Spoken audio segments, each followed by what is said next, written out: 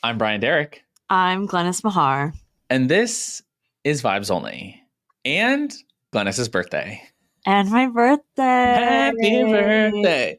Thank Happy you. birthday. What a day. What a day to have a birthday. Yeah, big celebration today. Yeah. Woohoo. I actually woke up at like 4 a.m. and I woke up from a nightmare, and then I realized, oh, no. Nope. Woke up into one. Into one. Yeah. Yeah.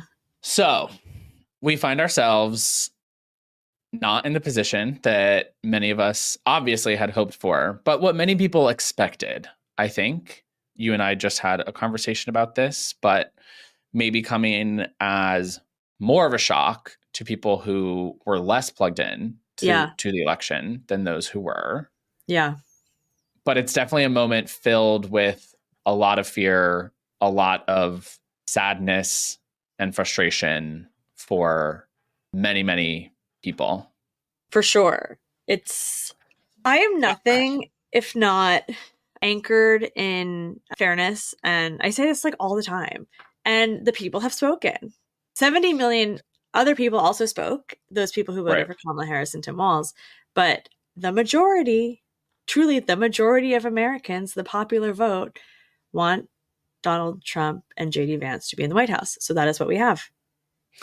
I've struggled with how to put feelings into words over the last 48 plus hours because I personally will not bear the worst of Trump's policies. I live in New York. I'm a man. I am a US citizen. I will, of course, be impacted, as we all will be. But it doesn't feel right for me to get online and tell people it's going to be okay. We're going to be fine. Because coming from me, what does that sort of say, right?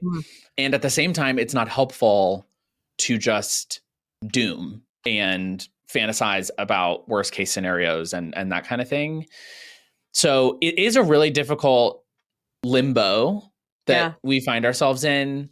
I have sort of centered online and just in my own personal life on community being a really important part of the solution, that being with your people who are feeling the same thing right now and are also afraid or also angry, in order to just have that connection and with no ulterior motive, right? Not to fight back in this moment or figure out what went wrong, or there's a lot of pivoting to those types of solutions. But I think they're just being in community with other people who are experiencing the same thing right now is a really important part of the process that I'm just trying to not rush. Yeah, I think that's valid, the not rushing. I that's my instinct, is to immediately go into work mode. Yeah. And what can we do today to start combating, what I'm perceiving to be the worst of the Trump Vance policies. But I do think that it is worth sitting in and recognizing the disappointment and mourning what could have been. Watching Kamala Harris's concession speech yesterday afternoon was difficult for me to see what could have been. And, she also had, it was on the internet this morning. She spoke to staff separately. She said something about, the work that you have done is still very good work. And that is banked work. We have made that progress, even though it's not the outcome that we wanted. And I think that's also two things can be true. Yes, we may have lost the election, but we can also still believe in what we were advocating for. And I think, getting to that point of feeling the energy to continue to advocate is something that will take some time because of the sheer loss and disappointment. But I do believe that we will continue to do the work. And I think that is a natural but bad instinct for a lot of people to kind of throw their hands up and say, well, what a waste. Why did we even bother? Right. And that was part of my initial reaction as well, was to push back against that, to say, I don't regret a single minute. I worked 100 hours a week, every week for the last 3 years towards all of these elections, not just the presidential. And I don't regret any of that. It's never a waste of time to fight for the things that you believe in. That's Totally. never a waste of time. Yeah. And it's also important that, or rather, a lot of people are disappointed and upset about the 70 million votes for Trump. But I think that it's helpful context to remember that if 120,000 or so of those votes had been different, you wouldn't have really cared so much about the 70 million votes. Like, is it about 70 million people voting for Trump? Like I'm seeing people post online, and that's proof that America is all of these things? Or is it 120,000 people in Wisconsin, Michigan, and Pennsylvania that would have gone the other direction, that would have made us feel totally different about the state of America, and that we were moving forward in all of these things, right? Like it's not we in other words, we knew that Trump was going to get 70 million votes. Yeah. We already knew that. That was not news to us election night. It was news that about 120,000 in the blue wall swung in a particular direction. Yeah. And I know that there was like, we're seeing all of this analysis, and there's a swing to the right generally, right? Like Trump overperformed broadly, and that's upsetting. But still, had 120,000 people decided differently in the Midwest, the narrative would be so different. Totally. And so I'm trying to not like... you have perspective on the outcome of the election, which I do think is something that I'm grateful for, because someone said this to me yesterday. They said, do you feel like it's more difficult or less difficult because you're so deeply in the work? And I think, quite frankly, it was less difficult for me. Of course, like my personal like commitment to the cause, like that was heartbreaking. But then I also was holding how close the election has been since, day one, especially the Harris-Walz ticket, that it was a coin toss. And you mentioned this earlier of even, I was so optimistic because I had to be, because the work is like so difficult, right? To be having these conversations all the time and talking to Trump voters or talking to people who disagree with you on your bodily autonomy or gun rights, et cetera. You have to believe that you can win. You just have to. Right. And then, when you don't, you're kind of slapped in the face with the reality of the American electorate, which you always knew. Yeah. There's also a danger in learning too much from the loss, right? That if we let Trump winning sort of inflate our enemy in a way, in our own mind or in our strategy, like it could do more lasting damage that way as well. I posted about this shortly after the election, that across the world, we've seen incumbent governments pushed out when they were the ones who oversaw the post-pandemic inflationary era.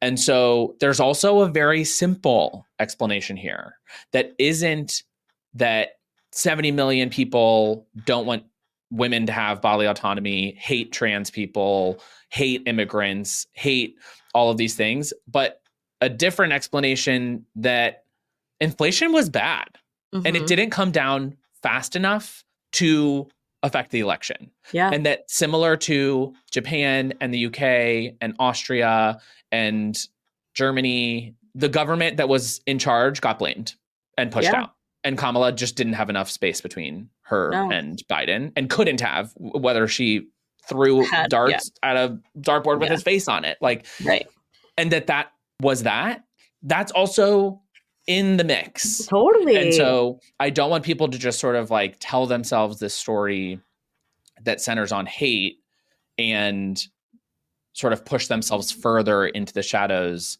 when there are other plausible explanations here as well. Yeah. The many, many millions of people were very discontented with the status quo. Right. And that is what we have learned. Yeah. I want to talk a little bit about other elections, because you and I both focus just as much, if not more, on down ballot races compared to the presidency. Yeah. So Democrats have lost control of the US Senate, which is not a surprise. Even if Harris won, that still seemed like the most likely outcome because of the map that we had in the Senate. Yeah. But they picked up a couple more seats than we expected. Ohio, Montana. Montana hurt me. As a former staffer for Max Baucus, who was senator from Montana, I got to work closely with John Tester. So yeah, the House at time of recording is not called yet, but it looks like a really narrow majority either way, like one or two seats, but probably leaning Republican at this point because of the uphill climb. But that comes down to Arizona and California races that are counting pretty slow. Down ballot, I'll say losses first. We lost the Michigan House, but we still have a path to hold on to the Pennsylvania House and potentially tie the Arizona legislature. We don't have confirmed results yet for the Minnesota House. We held onto a pro-democracy majority on the Michigan Supreme Court, flipped a seat on the Kentucky Supreme Court. We broke the supermajorities in North Carolina. We elected Josh Stein instead of Mark Robinson. We elected Jeff Jackson as Attorney General. And it looks like we're going to hold on to the Montana Supreme Court majority as well, which was a big focus of oaths this cycle. We also had some other substantial wins in the Senate. The first time 2 Black women will serve in the same time in the United States Senate. Wow. Angela Alsobrooks in Maryland and Lisa Blunt Rochester in Delaware. So that's good. And then Sarah McBride in the House. She will be the first openly trans member of Congress, period. The other source of a lot of meaningful wins, right? I just want to emphasize that these are not like consolation prizes. Right. Yeah. This is how our democracy works, that lots of different people are making decisions about our lives. And every time we score a win in one of these offices, it actually does impact the lives of millions of people. We won 7 reproductive rights ballot measures that are securing the rights of over 50 million people. We voted to guarantee paid sick leave in 3 states and increase the minimum wage in 2 states.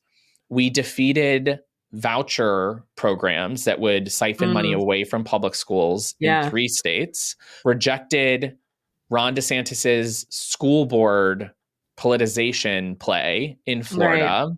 And I think that that's also important for us to acknowledge, right? And I'm not saying we should celebrate and be happy. Like it's okay to still be sad, but if we agree that this is a long game and a game of chess, not checkers, then we made some moves, and that's important. We made some moves. Yeah. Yes.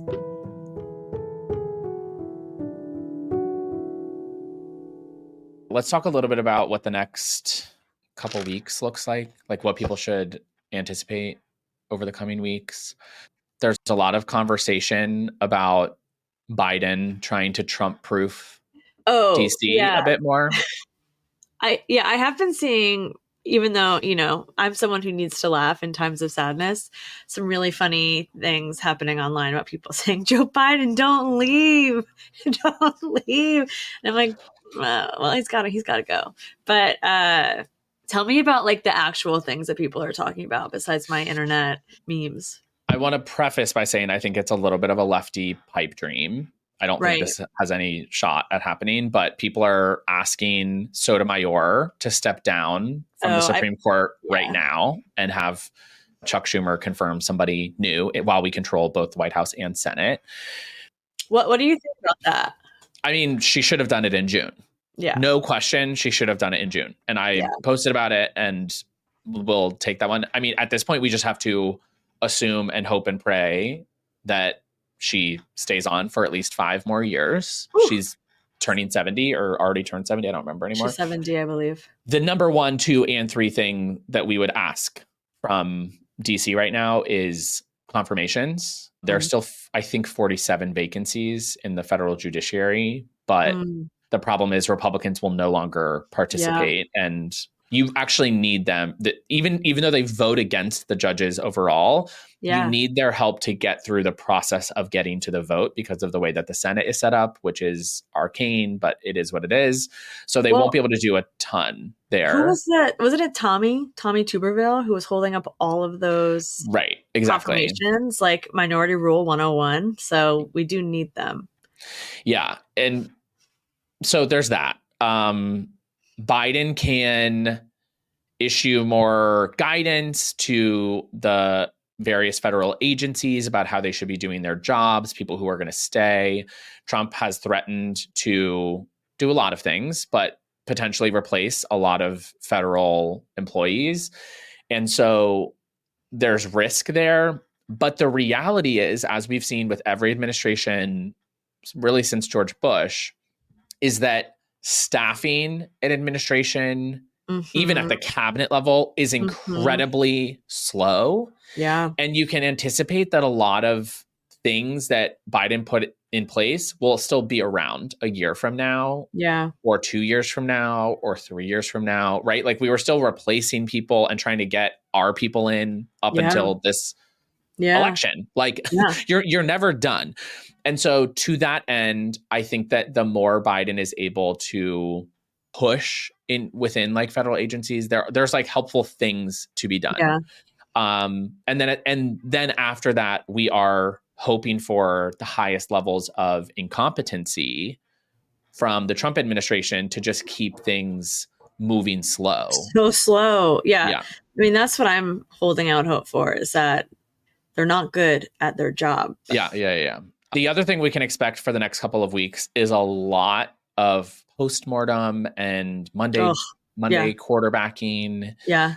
And my caveats and warnings for people there, Jon Stewart did a great piece on how the lesson learned after every election usually ends up being wrong. Here's what we know, is that we don't really know anything, and that we're going to come out of this election and we're going to make all kinds of pronouncements about what this country is and what this world is. And the truth is, we're not really going to know shit. Some examples of that were after Hillary lost, everyone said, we need someone from like a younger generation. We need new leadership. And then we picked Joe Biden and he won.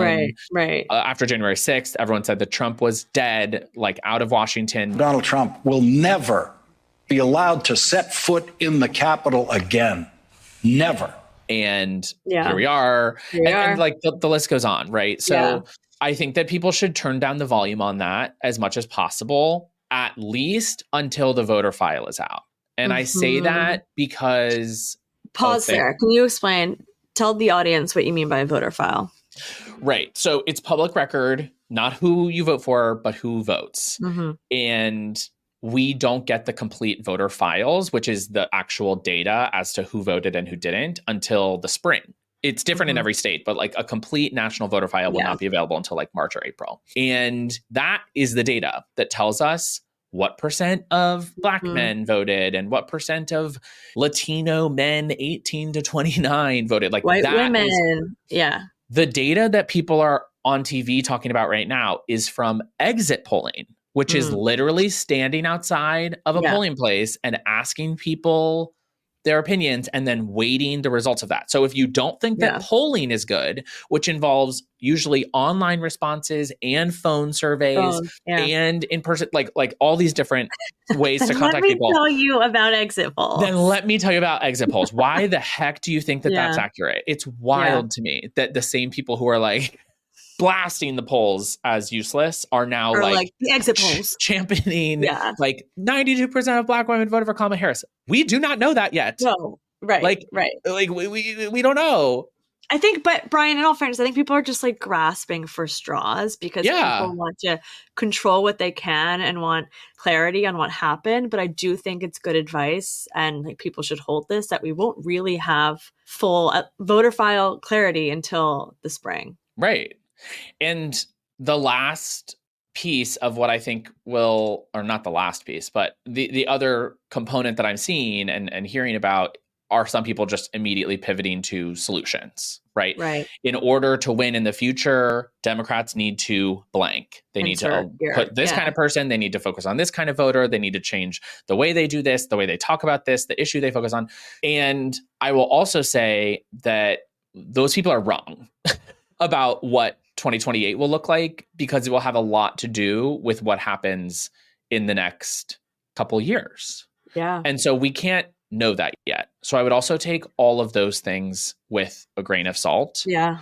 Or a huge 50-gallon drum of salt. Right. Because we just don't know. Yeah, there's a lot of unknowns right now. And I think that's what's really, again, disorienting and scary for people. It's like saying in 2016 that the 2020 election would be what the 2020 election would be about. And we didn't know about the pandemic. It's like saying in 2020 what the 2024 election was going to be about. And we didn't know that inflation was going to be as bad as it is, as it was. And we didn't know that Roe versus Wade was going to be overturned on the timeline that it was. We don't know. Right. And like, that's why we did so exceedingly well in the midterms, which led to some Democratic delusion around our performance in 2024. Like, everything is connected, but because we just don't know, we don't know. Right. And not knowing sucks. It's so uncomfortable. And we just want to look. We have a natural tendency, I think, to look to people who tell you they have the solution and make you believe it. And that's why Trump is so compelling, right? Is that he makes you believe that he has a solution. Of course, we don't believe that, but people want to feel confident. And people like a security blanket, even if they won't admit that. And there's not a lot of that to go around right now. And I'm sure that's not what people want to hear, but I think that it's better to not have one and lean on each other and all of these other things that we're talking about and that type of community, rather than a false one that is going to lead you down the wrong path. The energy that I'm channeling right now. Yes, tell me. Gratitude. Just genuinely so grateful for all of the people who participated and engaged in this election. Like we said before, I think it's never a waste of time to fight for the things that you believe in. And I'm so grateful for the incredible effort that we saw from people. So many first-time voters, phone bankers, donors, like all these things. And that gives me a lot of hope, and that fills me with gratitude. I'm feeling very humble. I will not change my values, but I'm trying to be open to everything else being potentially wrong, right? Is it the wrong strategy? Is it the wrong talking point? Is it the wrong, like, I want to not be defensive about those things, and I want to be humble. I will not change what I believe, but how we fight for it, I'm open to changing. I completely agree. I said to someone yesterday, I am not going to give up the fight, but I am willing to have a conversation about the methods of how we reach voters and effectively communicate our vision for this country. Absolutely. And I think the last energy at this moment that I'm trying to channel is like curiosity, honestly. Bingo. And maybe that seems naive to some, but I think that it is a learning moment. I feel like I have a lot more to understand about people who voted in ways that I don't agree with. I think I have a lot to understand about MAGA that maybe I thought I understood and don't. And that's not to say that I empathize or sympathize, but just that, like, we have to understand. There are blind spots in my knowledge that I feel like I will take time to try to fill in. And of course, like, as determined as ever, there's no question there. Like, I'm not giving up on this. I'm not going away. I know you're not either. No, I'm not. Oath will continue. Democracy out of my cold, dead hands. Yeah, exactly. That's not going to change. Until then, and I don't know when then is, but let's lean on each other and find comfort where we can, find strength from where we know we will, and we'll take it a day at a time. Onwards.